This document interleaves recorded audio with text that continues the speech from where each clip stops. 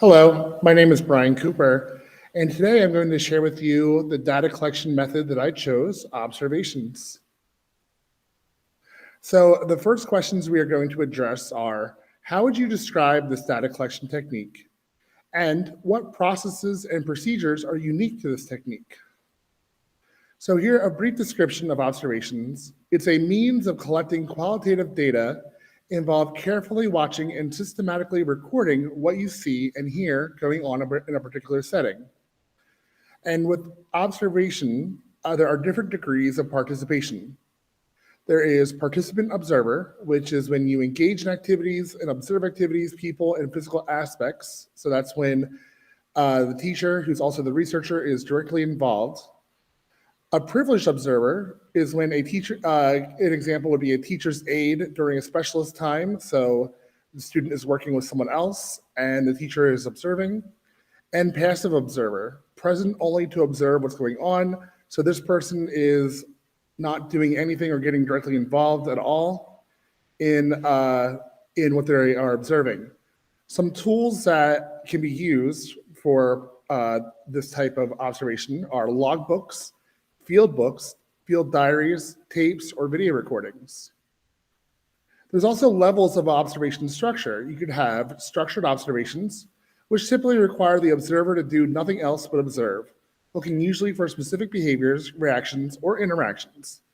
Tools that can be used for this include checklists, a grading scale, or category systems. Then there are unstructured or semi-structured observations. This allows the teacher or researcher the flexibility to attend to other events or activities occurring simultaneously in the classroom or to engage in a brief but intense periods of observation and note-taking. Tools that can be used for this include login field notes, anecdotes, field diary, and video recordings. Field notes are an important part of observations. They are the written records of participant observers.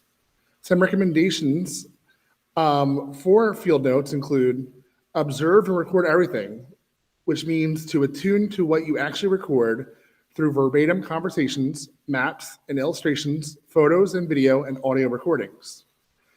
Also, you can observe and look for nothing. Try to see beyond the routine and look with a fresh perspective. Also, you can look for paradoxes. Ask yourself the question, what are the unintended consequences of actions? So for example, if you are observing students working with an activity on maybe using manipulatives in a math classroom, you could see that there is an unintended consequence of students not sharing well with each other, which is not something that you are initially looking for, but a consequence of the actions at play.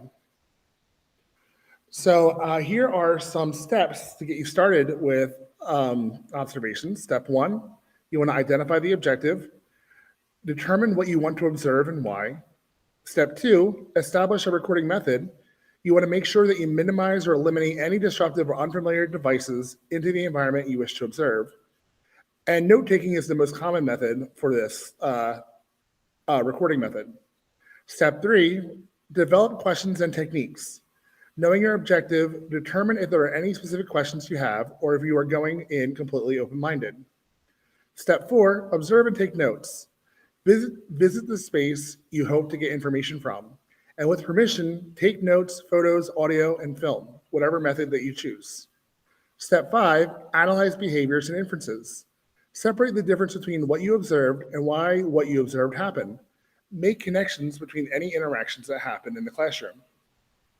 The next question we will address is it a qualitative or quantitative technique? And what types of questions will this technique best answer?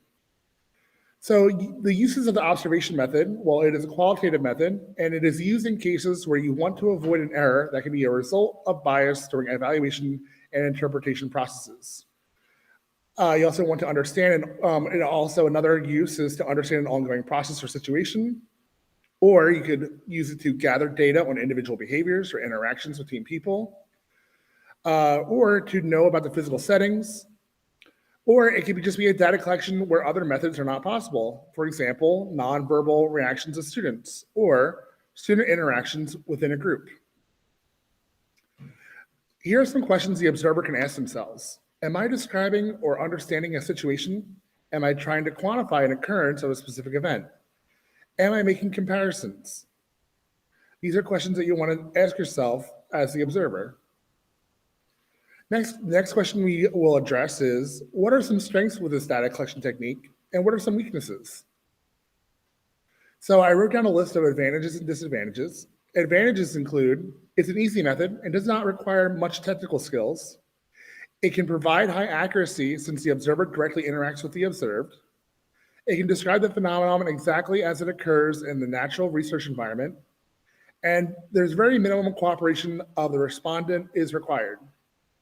Some disadvantages include, well, not everything can be observed. Feelings, emotions, and opinions can remain unobserved. It can be a costly method since it requires a lot of resources.